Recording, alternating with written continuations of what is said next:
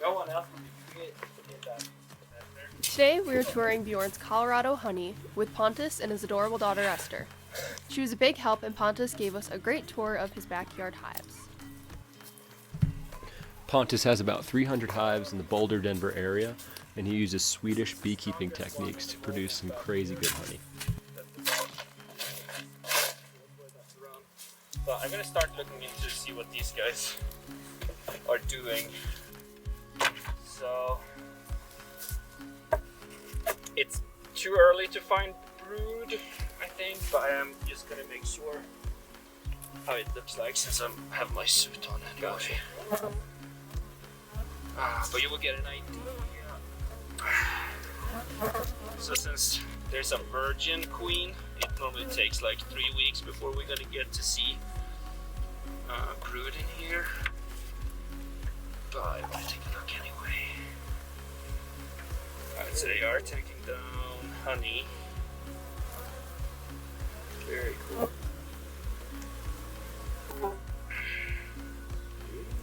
If we would find a queen, we would find a queen in this hive probably. So I can give it a fun look. Find a queen, or are you just looking for them huddling over? No, I would just see, she kind of walks around like all the other bees, but she's dramatically bigger. Gotcha. But this is the hive we have with the least amount of actual bees, so I don't mark my queen normally if there's not a reason for it. Gotcha. So she's kind of hard to find. Otherwise you would like see a blue dot or a white dot or whatever. Gorgeous. Yeah, it's cool. So what time of year do you usually harvest? Mid-August. Yeah, it depends a little bit on how dry it's been. If it's a really moist year, you can harvest a little later. But if it's kind of normal Colorado dry, mid-August is kind of where the thistles is like the last thing. So I do not want that. What was that? This is beeswax they've been building, but it's a misbuild. Gotcha. So I want it to be built, nicely like honeycomb. Do you guys see it? Yeah. Let's see. Very cool.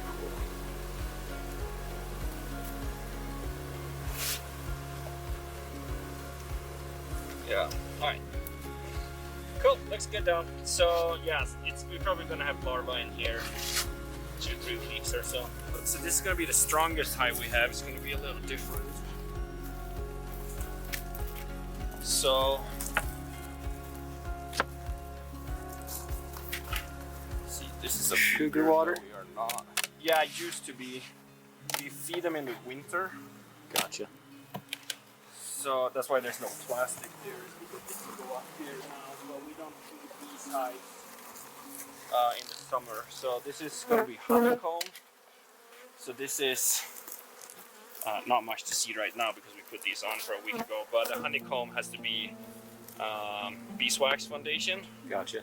So you can eat it, of course. So that's why that one is. So both of these, there might be a little bit of building in the bottom.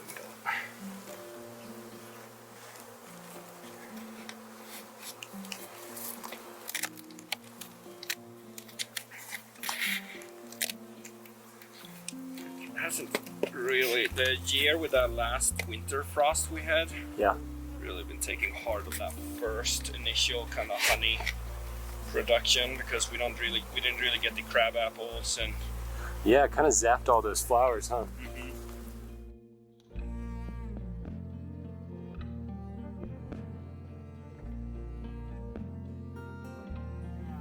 I have a friend that has a farm up in Palisade area there, and he thinks they're gonna get like 60% of all the fruits. Yeah.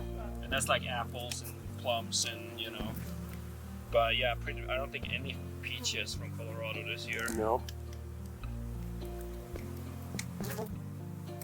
So yeah, that's a shame for sure.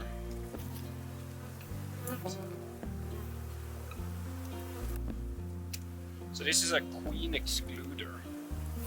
Keeps her out. Yeah. So the queen is so much bigger than, you know, the worker bees that she cannot walk through that, but the worker bees can, and it's a way for us to keep. It's a way for us to keep the queen in these two boxes. Okay. So when we harvest, where we have to shake off the bees from the frames, we know that the queen is in the bottom here, and we can just leave her alone. So she's still always in the box. So this has been empty, so they're filling this up. Wow. And if you're looking in here, you see that there's plenty of brood or baby larvae. Cool. Very So cool. this is actually a queen cell. So it tells me that I need to split this hive, because that will become a swarm if I don't split it manually. This up here. Yep. So yeah, I mean, you can see the size and how different. Yeah, I'll show you. But that's the normal larva cell. Yeah. What's capped there, and this is a queen cell. Okay. So what I'm gonna do there is I just literally split that in two ways, this whole hive. Gotcha. And yeah, you can see here's more adult brood. And Yeah. that's like right before she gets, they get covered up. There's some drones. Let's see, so there's a drone here somewhere. So all the bees are obviously female, Yeah. except, there's the queen too actually. Oh, very cool. Oh, There's Lucky.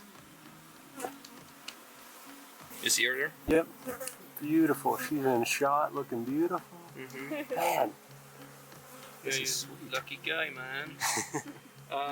But yeah, I saw some drones in here too. I thought maybe I saw her real fast, but And how do you differentiate drones again? What's the? they fat right there's a drone.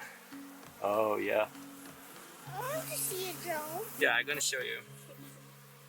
Very cool. Yeah, pretty cool. Now I lost the queen here. Oh yeah, where'd she go?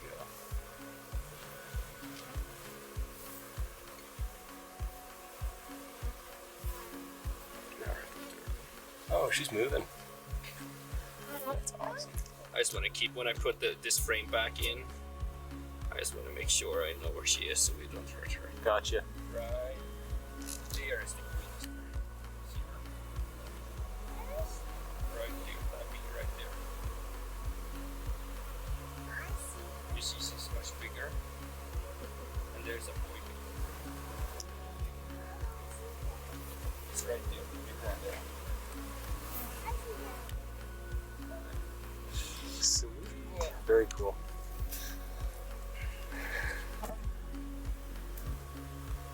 What's that yellow stuff?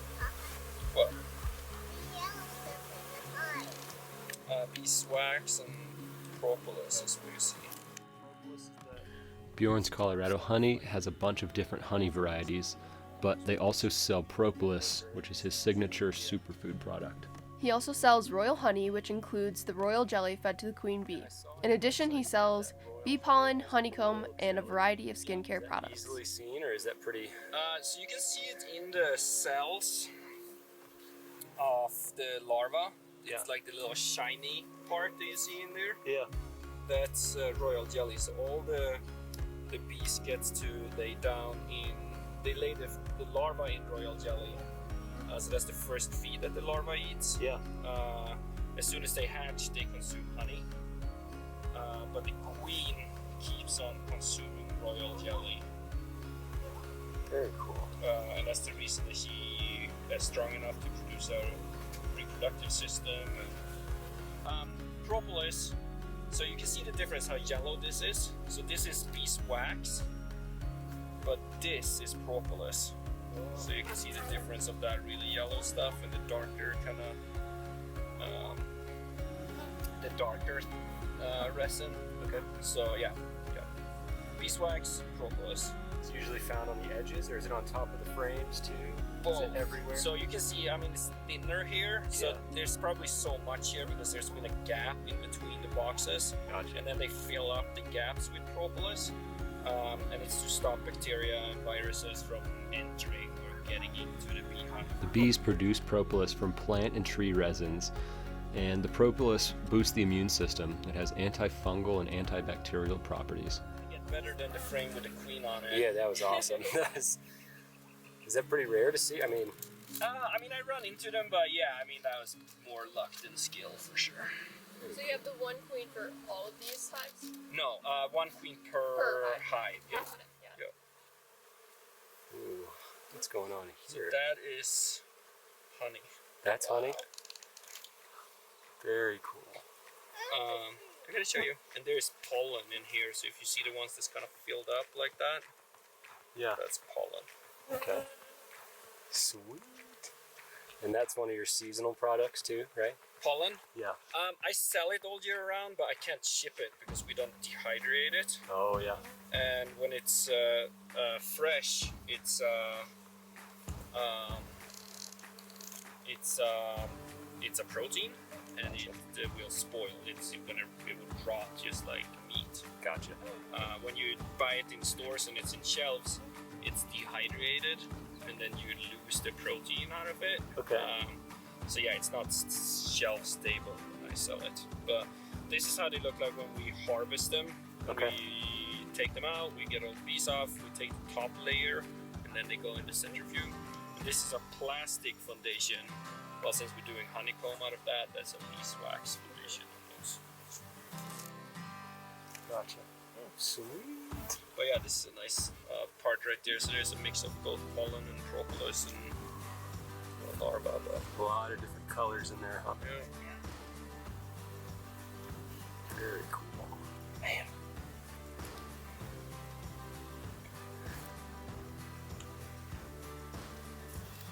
Yeah. That's cool. Look out for our next Bjorn video when Pontus shows us how to split a hive to prevent a swarm of bees.